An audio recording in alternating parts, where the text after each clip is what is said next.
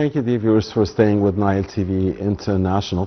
Foreign Minister Badr Abdulati said on Thursday there could be no future role for Hamas in Gaza as the Palestinian group was weighing its response to U.S. President Donald Trump's peace plan. Speaking to reporters at the French Institute of International Relations in Paris, the top diplomat said there was a full agreement among Arab and Muslims and even among Hamas themselves that the group has no role in the day after. Minister Abdulati added it was clear that Hamas had to disarm and that Israel should not be given an excuse to carry on with its offensive in Gaza.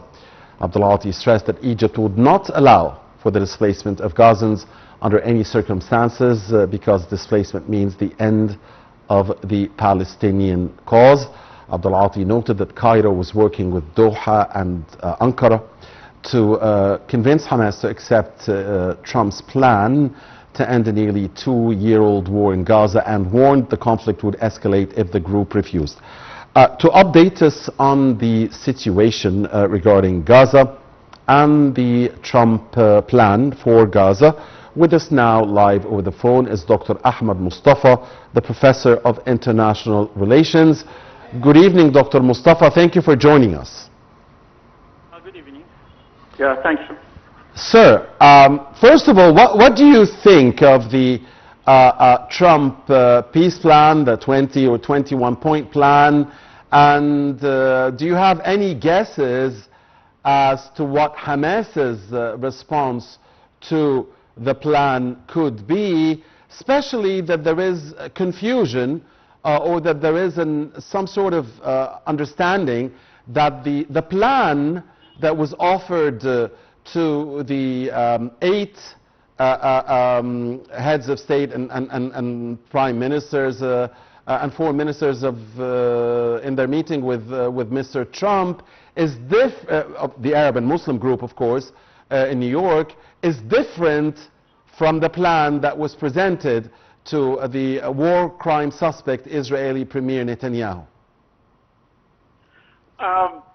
There are a lot of questions we should ask ourselves first before saying whether this plan is efficient or not.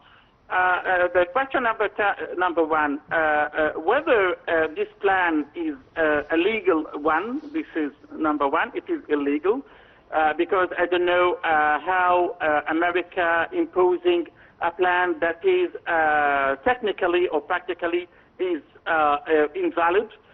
Number two, whether this plan will be accepted by Netanyahu or not, when there was a lot of declarations and statements from Netanyahu that he will never accept any future state for Palestine in the future whatsoever, you know, the guarantors. And we tried, if you remember, in January before the ceasefire with Netanyahu, whether it was adhered or not.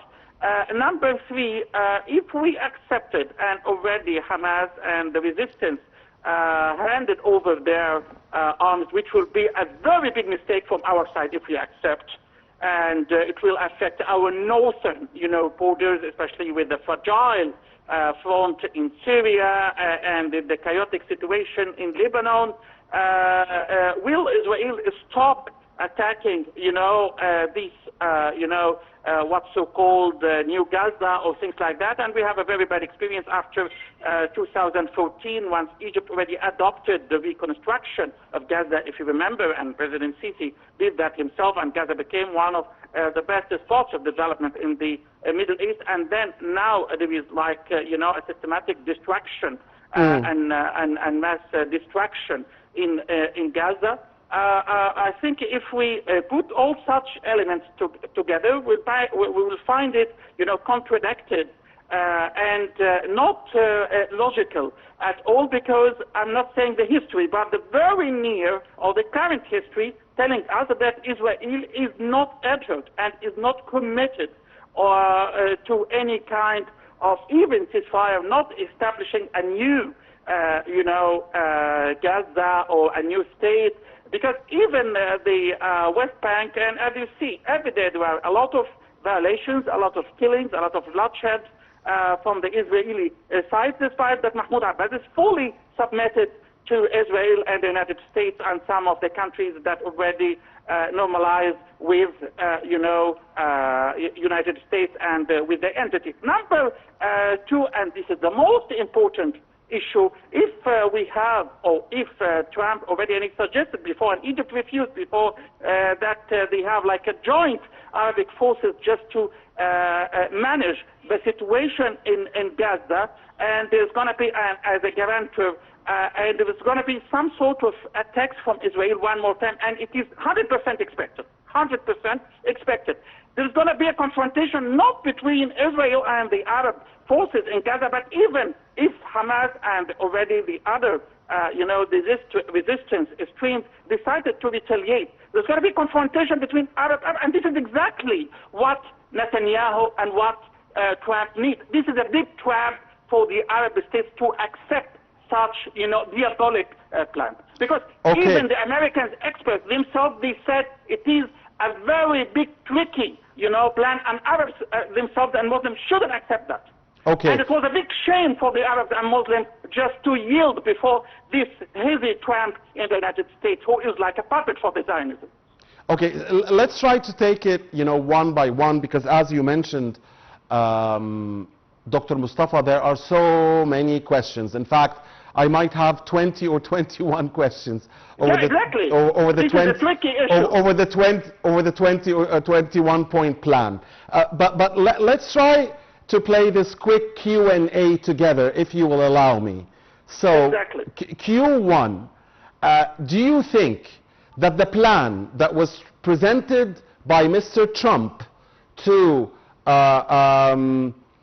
Egypt, Pakistan, Indonesia, Qatar, Saudi Arabia, the United Arab Emirates, Jordan, and an eighth country is exactly the same, and was accepted by these 8 Arab Muslim countries, is the same one that was presented to the war crime suspect Israeli premier?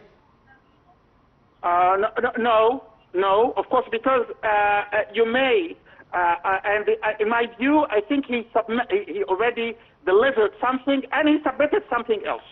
And he altered some of the terms that the Arab or the Islamic states, accepted. And the Arab and the Islamic states should be aware enough, because in my view, at this time, after the attack on Qatar, they should have a stronger firewall anti-United States, the Anglo-Saxon, as well as Israel in this regard. But unfortunately, the Arab countries, they didn't use such a great opportunity one more time after the visit of Trump to Riyadh, once he get the 2.1 trillion, and they didn't talk about any Palestinian state and any ceasefire.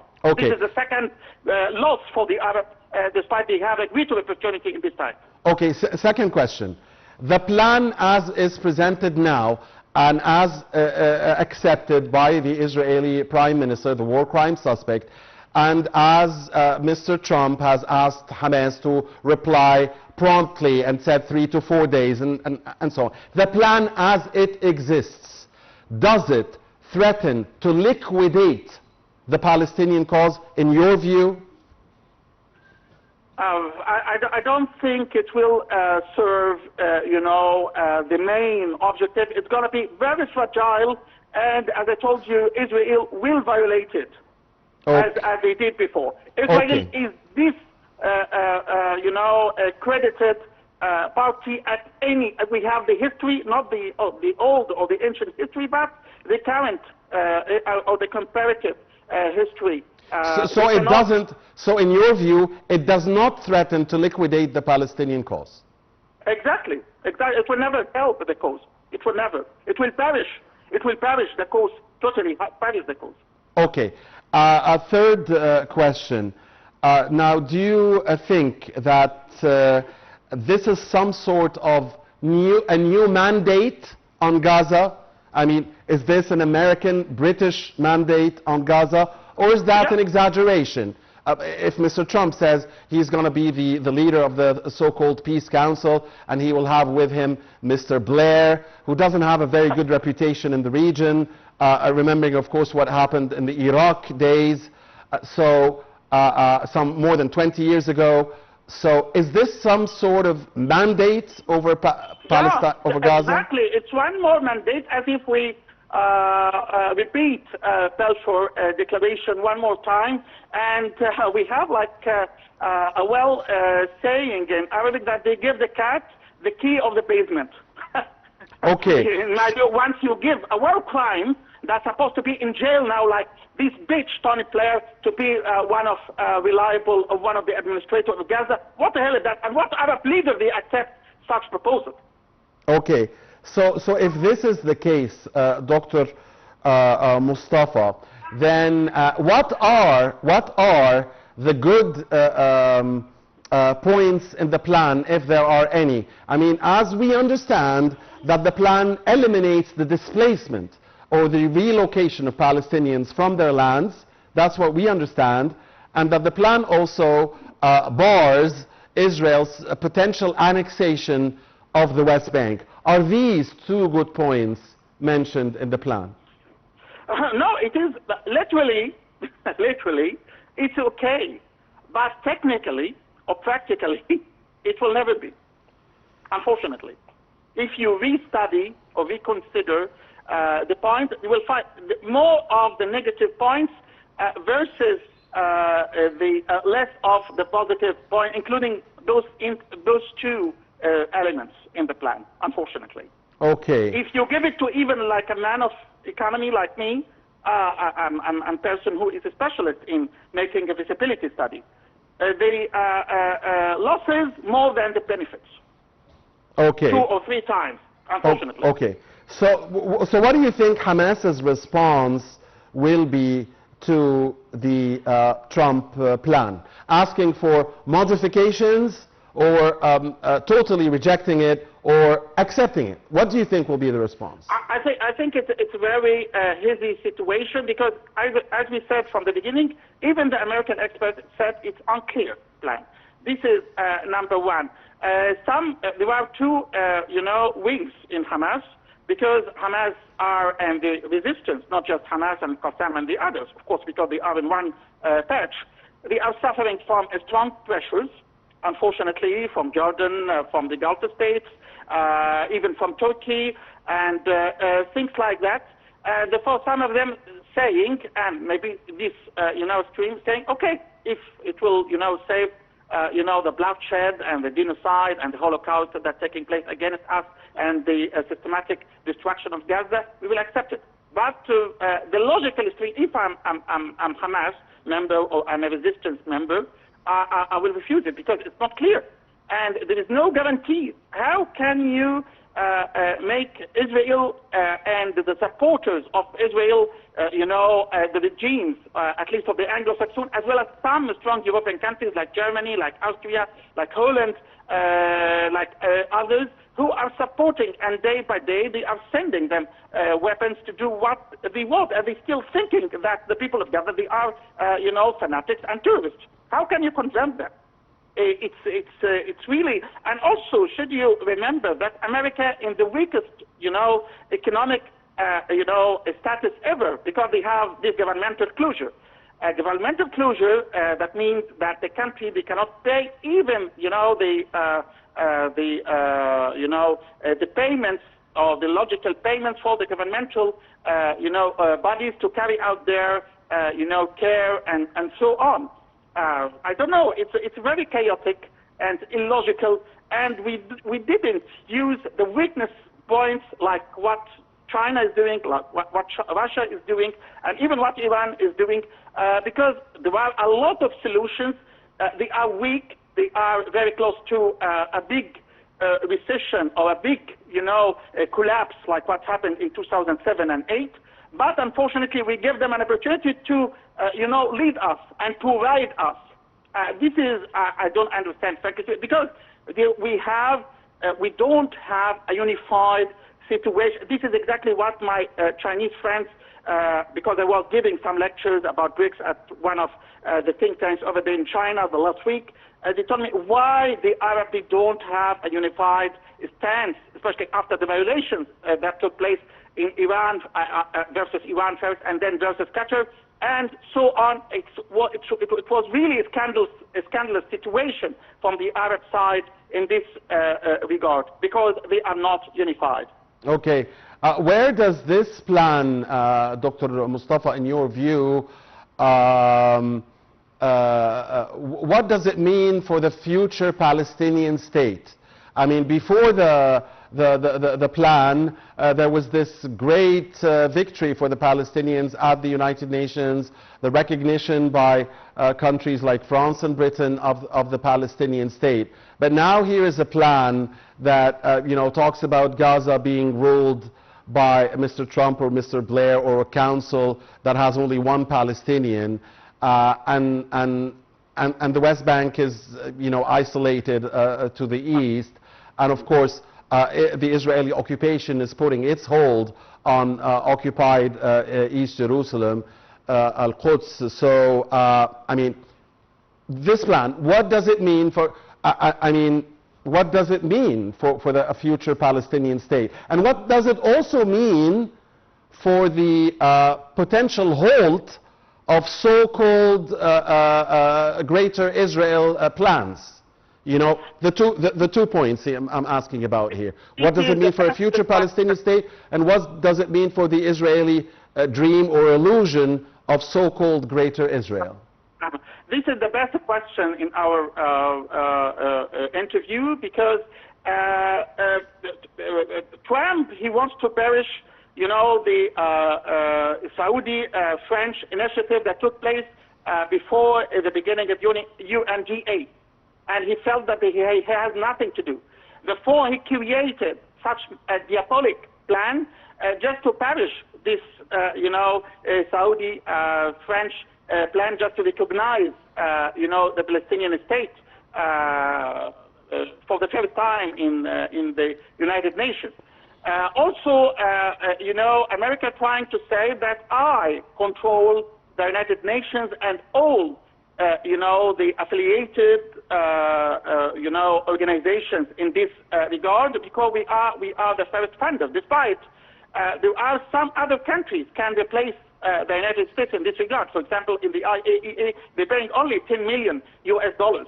I think it is not a big deal because China or Saudi Arabia or Russia, they can replace it and, it can fill such void. But the problem that even the Arab side, they didn't think of that and they didn't reconsider of that. And, as I told you, there will never be like a state like what we think of a unified Palestinian states of the two factions, but they still need such a state with the schism in the Palestinian society, one with Abbas and the other is moderated by two war criminals like Blair or Trump or whatsoever. This is a crazy. Okay. This is as far as the Palestinian state is concerned. What about the Israeli dream or illusion of so-called Greater Israel? Does this plan thwart these attempts, and does the recognition at the United Nations of the Palestinian state thwart these attempts? Exactly. There's going to be like the first step in this elusive plan for a Greater Israel. In this regard, it happened because it happened with the full submission of the Islamic and the Arab states in this regard because they failed, despite they are 57 or 58 countries, just to be like a firewall against like a tiny state whatsoever it is supported, because we still have, the elements of power, especially the energy and the position and so on. But unfortunately, I don't know how those regimes thinking of and how they can confront the peoples in the future. All right. It will be like a big mistake for them. All right. And it will never mercy them. All right. Thank you very much, Dr. Ahmed Mostafa, the professor. I'm sorry for this pessimistic viewpoint, but this is exactly what even the foreign experts, especially from the United States themselves, already expressed. Right, Dr. Mostafa. Thank you very much, Dr. Ahmed Mostafa, the Professor of International Relations, for your time and your insight. And dear viewers, please stay with Nile TV International for more updates on the Gaza situation and the Palestinian cause very shortly.